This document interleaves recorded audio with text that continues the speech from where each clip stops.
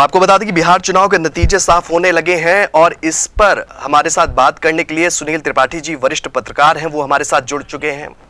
तो सुनील त्रिपाठी जी, बहुत बहुत स्वागत है आपका जीएमडी न्यूज पर। सुनील जी, क्या कुछ कहेंगे? हालांकि आपने बहुत पहले तस्वीरें साफ कर दी थी और तस्वीरें अब बहुत कुछ बताती हुई नजर आ रही हैं। ये जो नतीजे हैं, ये जो रुझान निकलकर सामने आ रहे हैं, आपको क्या लगता है? एनडीए का विजय रथ जो है वो दौड़ता हुआ नजर आ रहा है और तमाम दावे जो महागठबंधन की तरफ से किए जा रहे थे वो एक बार फिर से धराशायी होते हुए नजर आ रहे हैं।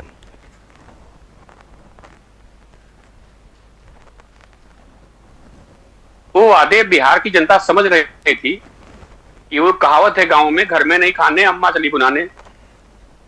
जितना आपका बजट नहीं है, चाहे रोजगार क्षेत्र में हो या अन्य क्षेत्रों में हो, जनता को आप लुभावने वादे दे करके आप अपनी तरफ आकर्षित नहीं कर सकते हैं। जनता समझ रही हमारे प्रदेश का बजट कितना है और युवा अब शिक्षित हो चुका है, जाग चुका है। अब वो दौर नहीं रह गया कि जो नेता कहें वो सही खाता ना बजी।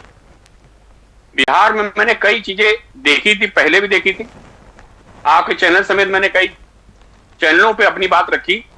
मुझे पहले भी इस बात का आभास हो रहा था कि बिहार में एनडीए की सरकार फिर लौटेगी। कई कारण मुझे उसके दिखाई पड़े थे, मैंने उनको भी विस्तृत रूप से कहा था आपके भी चैनल पर, अन्य चैनलों पर। सबसे पहले एसआईआर को लेके राहुल जी आते हैं और ऐसी बात कहते हैं कि बम फूटेगा, फिर हाइड्रोजन बम हो जाएगा। इन सब बातों को बिहार की जनता ने बड़ा गंभीरता से लिया और इसीलिए वो बम फुस हो गया। वोट अधिकार यात्रा शुरू की, वो भी समापन की ओर चली गई। और सबसे अहम मुद्दा, मुझे दो मुद्दे बिहार में दिखाई पड़े इस चुनाव में। एक, नरेंद्र मोदी जी की मां को गाली देना सार्वजनिक मंच से, और नरेंद्र मोदी जी का आना बिहार और कहना कि मां मेरी नहीं पूरी, और वो पूरी भारत की माओ को मां मानते हैं, परिवार मानते हैं। लोग कहते हैं उनका कोई है नहीं आगे पीछे, लेकिन सदैव कहते हैं कि मेरे भारत के 125 करोड़ लोग मेरे परिवार हैं। वहां वो हिंदू और मुसलमान की बात नरेंद्र मोदी जी नहीं करते हैं। इस तरह नरेंद्र मोदी जी की मां को गाली दिया गया सार्वजनिक मंच से कांग्रेस की, ये भी कांग्रेस की हताशा के कारण रहा है। और मैंने पहले भी कहा था कि ये देश, भारत के लोग बहुत ही भावनात्मक लोग हैं और हर बात को अपने दिल पे लेते हैं। अगर मैं पुराना थोड़ा सा की बात करूं, जिस तरह से पूरे देश में आती है, वो भी एक भावनात्मक मामला रहा। वर्तमान में बिहार में अगर हम लोग आते हैं, देखते हैं दूसरी बात, छठ पूजा बिहार का महापर्व है। और मेरी सोच से माएं जिस तरह तपस्या करती हैं 3 दिन, वो तपस्या आसान भी नहीं है किसी महिला के लिए, लेकिन फिर भी हमारी माएं पूजा करती हैं, तपस्या करती हैं, छठ माता पूजा करती हैं। राहुल जी का उस पर बयान आ रहा है। तो मतलब आप चोट पर चोट दे करके वोट लेना चाहेंगे, तो जनता जागरूक है, देख रही है, और भौगोलिक परिस्थितियां अंतरराष्ट्रीय स्तर पर भी देख रही है कि देश हमारा किसके हाथ में सुरक्षित है। बिल्कुल सुनील जी, थोड़ा सा आज के रुझानों पर अगर बात करते हैं तो तस्वीरें बिल्कुल उलट है। महागठबंधन के अगर स्टेटमेंट देखते हैं, जो नेता है उनके जुड़े हुए, उनका स्टेटमेंट आ रहा था कि इस बार बड़ा परिवर्तन देखने को मिलेगा और एनडीए रथ जो है वो धड़ाम हो जाएगा। लेकिन तस्वीरें निकलकर सामने आती है, रुझानों की बात करते हैं तो शुरू से ही जो रुझान है वो बढ़त बनाते हुए नजर आ रहे थे और लगभग अब तस्वीर भी जैसे जैसे समय बढ़ रहा है लगभग तस्वीर भी अब क्लियर होती हुई नजर आ रही है। उन तमाम बयानों को लेकर क्या कुछ कहेंगे? अगर मुद्दे की बात करते हैं तो इस बार भी बिहार विधानसभा चुनाव में बड़े मुद्दे नजर आए। भ्रष्टाचार का मुद्दा रहा, रोजगार का मुद्दा रहा, बिहार से जो युवा वर्ग है वो पलायन करता हुआ नजर आ रहा है, ये भी बड़ा मुद्दा देखने को मिला। आप वजह क्या मानते हैं जो इस बार बड़ा जो है परिवर्तन देखने को मिल रहा है और एक बार फिर से नीतीश कुमार पर जो बिहार की जनता है वो भरोसा जताती हुई नजर आ रही है? देखिए, भारतीय जनता पार्टी ने 10-10 हजार रुपया महिलाओं को रोजगार के नाम पर दिया। महिलाएं 10,000 रुपया पाएंगे। हमारी किसी परिवार में 5 महिलाएं हैं, 50,000 रुपया उस परिवार को मिला। मेरी माओं के लिए, मेरी बहनों के लिए 50,000 रुपया बहुत है, और उस 50,000 से छोटा मोटा रोजगार भी कर सकती हैं, और रोजगार करने के लिए सरकार ने उनको पैसे भी दी। एक तो कारण ये कि इसलिए महिलाओं ने इस बार बढ़ चढ़कर वोट दिया। और मैं बार बार कहता हूं कि महिलाओं को लेकर के भारतीय जनता पार्टी सदैव अग्रसर रही है। जितने भी कानून लेके आई उसमें सबसे ज्यादा महिलाओं के लिए, चाहे 3 तलाक हो, चाहे घरेलू हिंसा कानून आदरणीय अटल बिहारी वाजपेयी और आडवाणी जी के टाइम में लाया गया था, तो ऐसे कई कानून महिलाओं के हित में भारतीय जनता पार्टी ने बनाए हैं और महिलाओं के हित पर, चाहे 33% आरक्षण महिलाओं को लोकसभा में, ये जो महिला की प्रति संवेदनशीलता है भारतीय जनता पार्टी महिलाओं को लेकर के, वो भी कहीं कहीं इस चुनाव में उभरी दिखाई पड़ी। और बिहार की जनता इस बात को नहीं कही कि बेरोजगार हूं, हमारे वहां भ्रष्टाचार है, ये तो विपक्ष नेता कहते थे, लेकिन बिहार की जनता ने नकार दिया इस बात को, विपक्षी नेताओं के बयानों को, कि ना हमारे वहां भ्रष्टाचार है और ना हमारे वहां बेरोजगार है। नीतीश जी के ऊपर कोई भ्रष्टाचार का आरोप मेरी समझ से अभी तक कोई नहीं लगा है, अगर लगा ना हो मैं कह भी नहीं सकता हूं, लेकिन लालू जी के ऊपर जो छाप लगी बिहार की भ्रष्टाचार की, उसको आज भी चाहे तेजस्वी हो चाहे तेज कुमार जी हो खत्म नहीं कर पा रहे हैं। वो दृश्य जब बिहार की जनता के सामने आता है जंगल राज का, तो रूह कांप जाती होगी उन बिहारी भाइयों बहनों की, कि जो उन्होंने लालू जी के राज्य में देखा है कि शाम को बहन बेटियों निकलना भी मुश्किल, महिलाओं के साथ कितना अत्याचार होता था, बलात्कार तो आम बात थी। और इसी मुद्दे को प्रमुखता से एनडीए ने प्रस्तुत किया और महागठबंधन हार रहा है। अगर इस तरह से प्रस्तुत न किया होता एनडीए ने, तो हो सकता है कि कहीं न कहीं महागठबंधन का रथ आगे बढ़ता। बिल्कुल सुनील त्रिपाठी जी, बिल्कुल सुनील त्रिपाठी जी, जी जी कंप्लीट करें। मैं कह रहा था कि राहुल जी के जो भी नारे आए, वो चोर गद्दी छोड़, अरे ये एक प्रधानमंत्री के लिए ऐसे शब्दों बोलना अच्छी बात मैं नहीं मानता हूं। सत्ता सबको चाहिए और सत्ता में एक व्यक्ति हमेशा बना रहे, ये भी मैं नहीं चाहता हूं, लेकिन कम से कम अपनी भाषा का प्रयोग तो आप सही ढंग से करें। गालियां भी बक रहे हैं बिहार में, छठ पूजा भी टिप्पणी कर रहे हैं, और उसके बाद और चोर गद्दी छोड़ चुनाव आयोग को भी कटघरे कर रहे हैं।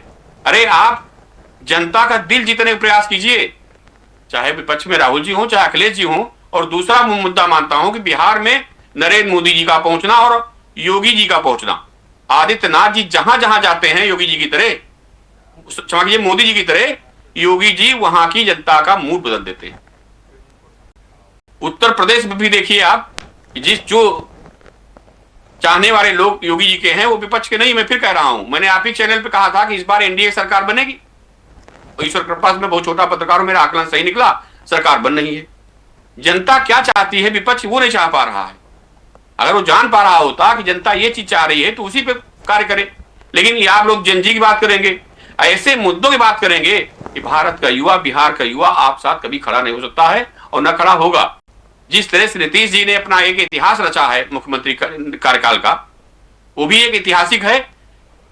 न उनके ऊपर कोई भ्रष्टाचार के आरोप लगे, और एज फैक्टर तो सब में होता है, वो कोई कॉमन बात है। हम भी आप अगर 80 साल 75 साल को होंगे तो याददाश्त भी कमजोर होगी, शरीर भी कमजोर होगा, ये कोई नई बात नहीं है। लेकिन जिस तरह से बिहार के लिए नीतीश जी ने काम किया, योगी आदित्यनाथ जी प्रचार में गए और मोदी जी के शाह जी के नेतृत्व में प्रचार लोग लगे, वहां स्वयं प्रचार में गए, उसका फायदा एनडीए को मिला है। और मैं अभी भी अपने आकलन से कह रहा हूं कि इस बार एनडीए की सरकार बनने जा रही है, और अभी न चोर दूर न अंधेरी रात दूर है। और सबसे मैंने अहम मुद्दा देखा इस चुनाव में कि जो चुनाव का समय था, पीक टाइम था, उस समय अखिलेश, क्षमा कीजिए, वो तेजस्वी जी और राहुल जी आपस में ही लड़ते झगड़ते रहे सीटों को लेकर के।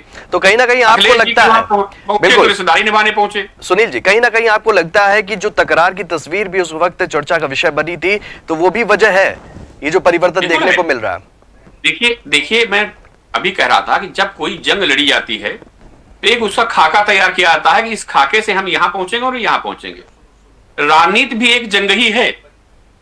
भारतीय जनता पार्टी कोई भी चुनाव हो उसको बहुत गंभीरता से लेती है और बूथ तक अपने कार्यकर्ताओं को भेजने का प्रयास करती है, जो कभी कांग्रेस करती थी। मैंने कांग्रेस में कार्यकाल देखा है, जो आज भाजपा कर रही है, कभी कांग्रेस करती थी। तो जब आपका बूथ से लेकर के ऊपर तक कार्यकर्ता बैठा होगा, सरकार की योजनाओं को जनता तक पहुंचाने कार्य किया जाएगा, तो विपक्ष कहने से नहीं कि हम भ्रष्टाचार है, यहाँ जंगल राज है, बेरोजगार है, जनता नहीं मानी। उन्हें जनता इस बात को मानी। तो यो इस तरह से भाषण दे करके राहुल जी ने जनता को अपनी तरफ आने से मैं मानूंगा रोक ही दिया है। और यही कारण है कि आज देखिए महागठबंधन की क्या हालत हो रही है। और जब टाइम था चुनाव का तो आपस में लड़ते झगड़ते रहे। कई बार मैंने देखा रेडियो में राहुल जी नहीं पहुंचते हैं, लेकिन अब स्टेटमेंट भी आ रहा है सुनील त्रिपाठी जी, स्टेटमेंट भी आ रहा है। अखिलेश यादव ने एक अभी बड़ा पोस्ट किया है एक्स पर। उन्होंने लिखा कि बिहार में जो खेल एसआईआर ने किया वो पश्चिम बंगाल, तमिलनाडु, यूपी और बाकी जगह पर अब नहीं हो पाएगा, क्योंकि इस चुनावी साजिश का भांडाफोड़ हो चुका है। उन्होंने कहा कि अब ये जो आने वाले चुनाव जिन जगहों पे होंगे तो एसआईआर के जरिए जो खेल किया गया है वो अब नहीं चल पाएगा। और उन्होंने एक बात का और जिक्र किया है कि पीडीए प्रहरी जो है अब चौकन्ना हो गए और चौकन्ना रहकर भाजपाई मंसूबों को नाकाम करेंगे। ये बड़ा एक्स पर पोस्ट किया अखिलेश यादव ने अब से कुछ देर पहले। क्या कहेंगे इसको लेकर? देखिए, मेरा व्यक्तिगत लगाव समाजवादी पार्टी के साथ, व्यक्तिगत मैं पत्रकार नहीं, मैं एक नागरिक की हैसियत मेरा सदैव रहा है। जब तक मुलायम सिंह जी रहे, अखिलेश जी राहुल जी की तरह जब से समाजवादी पार्टी बागडोर संभाले हैं, वो राहुल जी के दूसरे छोटे भाई हैं।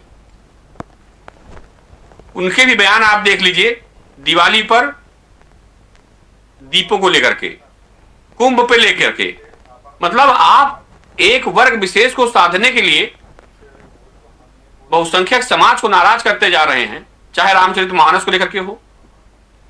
तो ऐसे बयान देकर के आप सोचेंगे कि हम सरकार में आ जाएं, संभव नहीं है। मैं बड़ा निवेदन साथ कहना चाह रहा हूं कि जब से स्वर्गीय मुलायम सिंह जी पार्टी से अलग हुए, संसार से गए हैं, अखिलेश जी कौन सा चुनाव जीते हैं, कौन सा चुनाव जीतेंगे अगर इसी आधार चलते रहेंगे।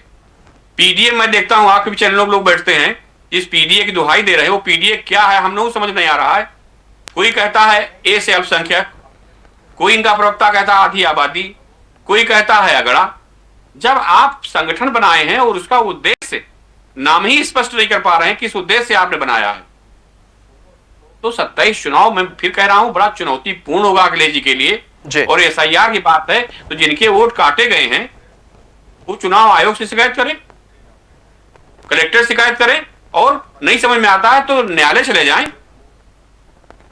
एसआईआर ने गलत तरीके से अगर चुनाव आयोग ने किसी को वोट काटा है तो उसके तमाम रास्ते हैं, आप कंप्लेंट कर सकते हैं। लेकिन जो 65 लाख वोट काटे गए, इसमें कितने लोगों ने शिकायत किया आप बताइए। बिल्कुल हो सकता है, बिल्कुल सुनील त्रिपाठी जी, हो सकता है कि शाम तक जो है नतीजे और कह सकते हैं बयान बढ़ते हुए नजर आए, और बयानों पर भी हम बात करेंगे। फिलहाल अपना कीमती समय देने के लिए आपका बहुत बहुत धन्यवाद।